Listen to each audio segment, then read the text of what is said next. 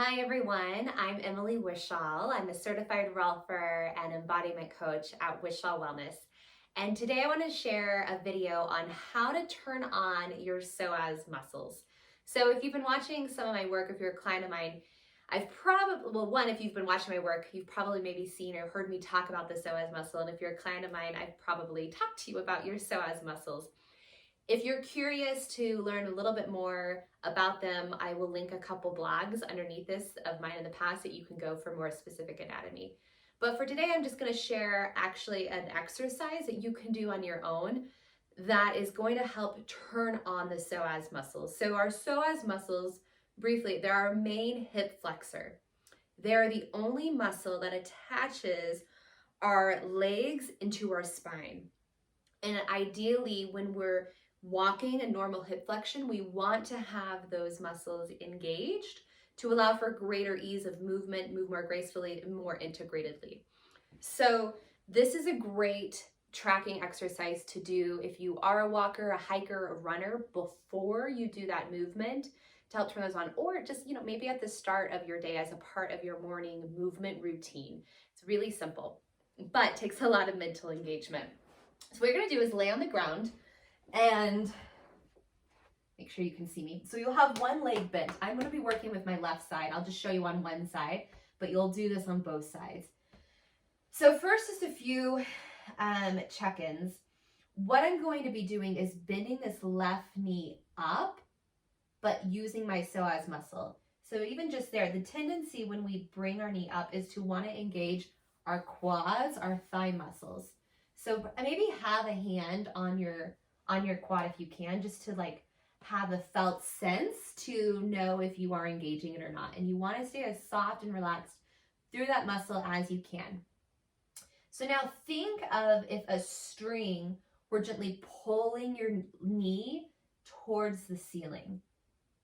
So I'm going to slowly start to bend that left knee, imagining a string, we're just pulling it to the ceiling.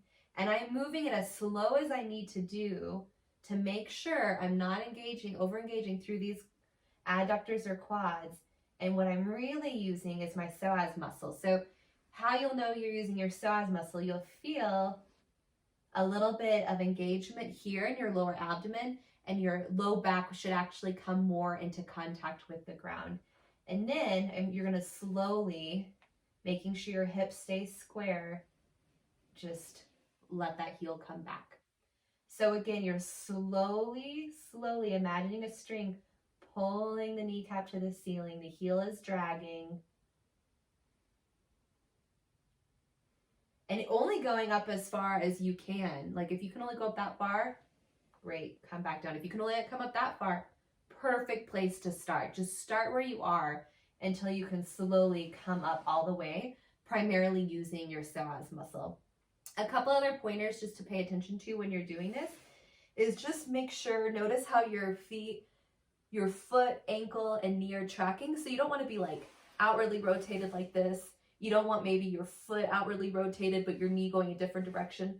So as much as you can, try and keep your foot, ankle, knee, and hip in the same plane, moving kind of as if they were between two panes of glass, moving in the same plane as you do the movement.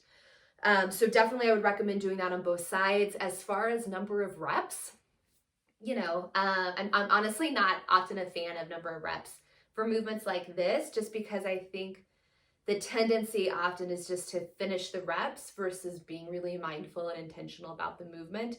But maybe just start 3 on each side if you want to reference. But really the intention is just moving really slowly, really just allowing that deep engagement of your psoas muscles, which they attach from the front of the very low lumbar spine, and then they insert on the inside of the femur, the thigh bone. But this is a great way to turn on and activate your psoas muscles. I definitely recommend doing it at the start of your day, or if you're going to go out on a hike, a run, to help make sure that they're active and engaged, and that will help your body train a little bit more efficiently. So thanks for tuning in. If you want more suggestions, tips like this, and you're not already watching this on my blog, be sure to check out my blog where I give a weekly video with body awareness tips. And that blog is wishallwellness.com. So thanks for checking in and take care.